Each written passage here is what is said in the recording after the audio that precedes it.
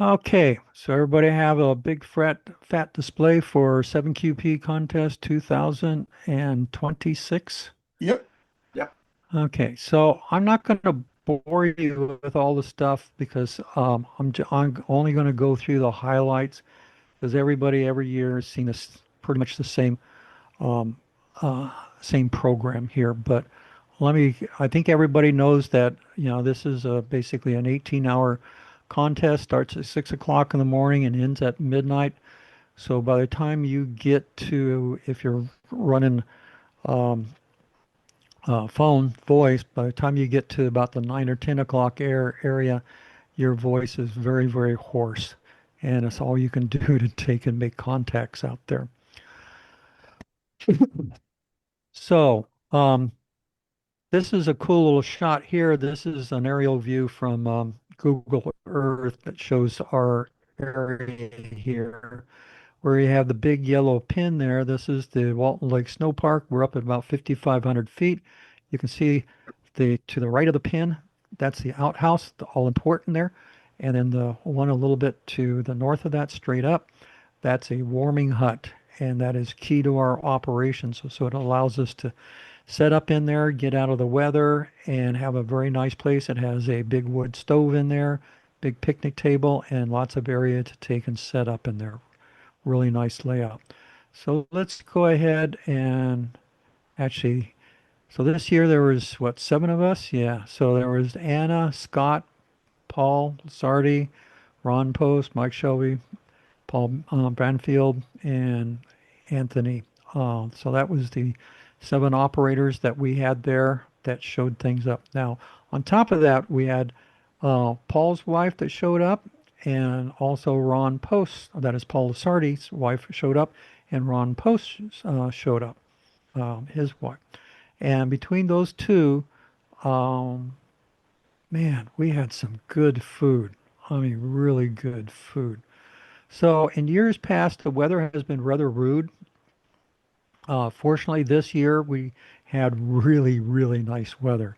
It was, cool in the morning, never really got down to freezing, and a nice, a little warm in the afternoon, but it was just really good temperatures. So one of the things that we do there is this little post that we have stuck up there that gets us a connection for back into Prineville, gets us a cell phone connection. And so that's a data connection that allows us all to be able to get onto the internet and look at data, send and receive email, and allows us to get connected to a DX cluster and helps us to for spotting for places to find. And dang it, I don't know why this picture always gets screwed up, but that's twisted. So that's our pneumatic tower with three element beam stuck up in the air. Sorry that it's got twisted sideways. Um, but PowerPoint keeps doing it to me. So anyway, it's a cool machine. It really paid big dividends this year. It was a great tool for us to pick things off looking west and turning off a lot of stuff we didn't want to listen to. California was sideways to it, so it's turned them off so we didn't have to listen to them. Allowed us to take and reach out further going to the east. One of the key tools we have here is what's known as a triplexer. That allows three stations to connect to that tribander and three different stations on three different bands to operate all at the same time. And those bandpass filters, that's those little guys with all three of those things, those are super incredible. If you do a sweep of those things with a spectrum analyzer or VNA, Network Analyzer. These guys here are the best ones I have ever seen by a factor of 10. Really good. So, um, so anyway, these guys really keep us from interfering with each other. You don't even know that anybody else is there. So this is a little different view. We have our own little lake up there. There's times where we'll put up an antenna that goes across this lake here. And so when I'm talking to everybody out there, I always say that I'm talking to you over a big pond. So that's my big pond that I'm talking to them over. But you can see how we have all the campers all, you know, set up along the lake there, along that, and but everybody kind of all feeds back into that warming hut for doing all the operations. So here's one of our big meals. This shows everybody here, fearless leader of the big head on the right side, and everybody else drinking a toast there. And I'll just say that food was marvelous. We even had some vino along with our meal for anybody that wanted it. Um, okay, so here's Paul's wife cooking up breakfast, and you can see the amount of food that she had out there, what she was doing to prep it. She knew exactly what she was doing on all of that. So here's good old Paul here in front. Paul, excuse me, Scott here in front. Paul off over to the right, and Ron back off to the left here. So Scott being our key CW operator. So let's look at some stats here and see what we did here. So we've been doing this for, I think this is the 15th year, 14 or 15 years. We've been doing it for a long time. 2020 was COVID, and we didn't do anything formally to get together. And even 2021, it was kind of an ad hoc group that we got together for doing um, 7QP. But you can see virtually every year we've gotten bigger and better. Last year, 2025, bank conditions sucked, but as it was, we did pretty darn good. We still got first place out of that. This year we did slightly better, and bank conditions were pretty darn good. CW paid big dividends there, and also 15 meters. Um, Good old Ron was on that. He also really pumped it up. And of course, Ann on 20 meters just crushed everything as far for phone contacts. So this was our score here. Nope, excuse me. That's for 2024. So 2024 was our second best score. That was just because we had some really good bank conditions that really helped us out there. So 2025, you can see our score dropped down a little bit, quite a bit, but bank conditions were really bad. We have a famous saying out there, what happens 2 days before a major contest? And it's always a CME. So CME comes along and screws us up. This year we were lucky and we didn't have a CME that messed us up. And we racked out this score here is our alt, was the score that we turned in. The score that I previously showed was after where they went through there and cleaned up any dupes or things they couldn't match, then that got, obviously that score got reduced and some of the counts got count. So this was a screenshot right after we did our contest. Okay, so here's some kind of interesting scores. So 2024 was our second best year. You can see that for the number of Qs that we got, we ended up with um, uh, more QSOs than we did in 26. So that was kind of interesting. The points we got were more, but when you go back and look at the points, the big place that we made up these points was in the CW. CW was the major player that ended up giving us the number of points. Our multiplier is another key thing. Here in 24, we had 36 multipliers, and in 26, we only had 31. So we had less multipliers, and less multipliers pays a big difference for it. But anyway, we came up with, but ultimately we came up with a better score at the end of the year, mainly because of CW adding into it. So how did we do?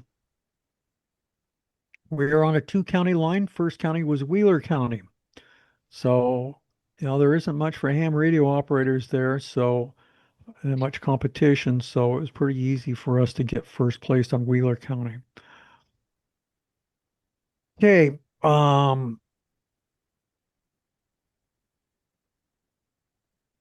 let's see. Oh, I got these things out of order. So overall for the contest, we ended up getting first place.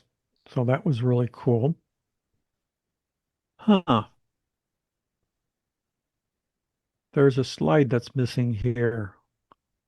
I wonder what happened to it. Anyway, um, sorry I didn't get a chance to review this, but anyway, we got first place overall for the DXpedition, multi, unlimited, assisted.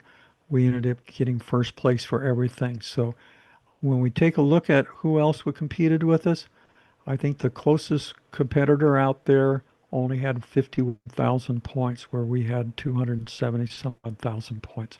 Big difference between us. So we really had a good time out there and got a lot of good numbers. I'm not going to bore you with this one. Um, this one here. Um, basically showed where we paid dividends. You can see CW operations was way up, and good old Scott was the one that led that. And that these are worth 3 points, as opposed to phone is only worth 2 points per challenge, or per QSO.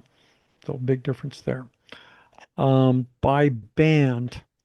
So this is a good one. You can see that good old 20 meters. That was our money-making band, better than anything else. 40 meters, we still pulled a lot of points out of it. And also good old 15 meters. We did get, I guess, a couple contacts there out of 10, but not, it never really opened up. And every time I looked at it, it was pretty much dead, and I didn't see any reason to put any resources on it. And then good old 80 meters out there in the evening time. Usually around 9 o'clock is when 9 o'clock till the contest ends is about the only time you end up pulling out any connect contest out of there, or any contacts. And you can see that we did a pretty good job of pulling it out. Okay, so that was 7QP. Sorry about the screw ups on the slides there, but we'll turn it back. Any other questions out there about what we did on 7QP? It was a lot of fun. We worked hard. This is kind of event for people that really want to do hardcore contesting to get involved with.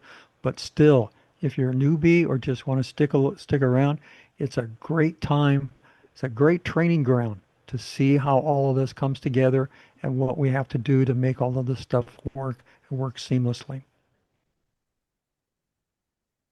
So another thing that we're going to do for next year, there's some ways that we're going to, when we went back and did further analysis of what's going on, we found that we left an awful lot of CW contacts on the table that we did not make, because all we have is Paul. Um, it's Paul. All we have is Scott out there to take and do CW. So we really need to do a better job of spotting for um, Scott. So if something dries up on a band, he can go to another band that is more productive and make more contacts. And then we have a bunch of other ideas and things that we're going to do to try and improve things. But every year we want to do better.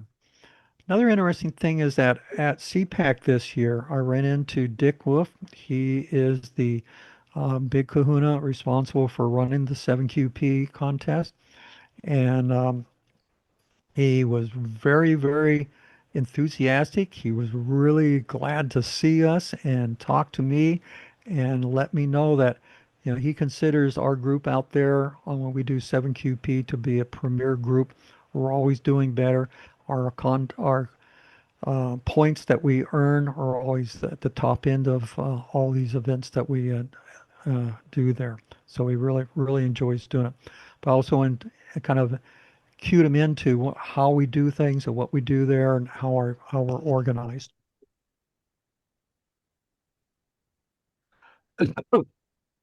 So any questions on 7QP?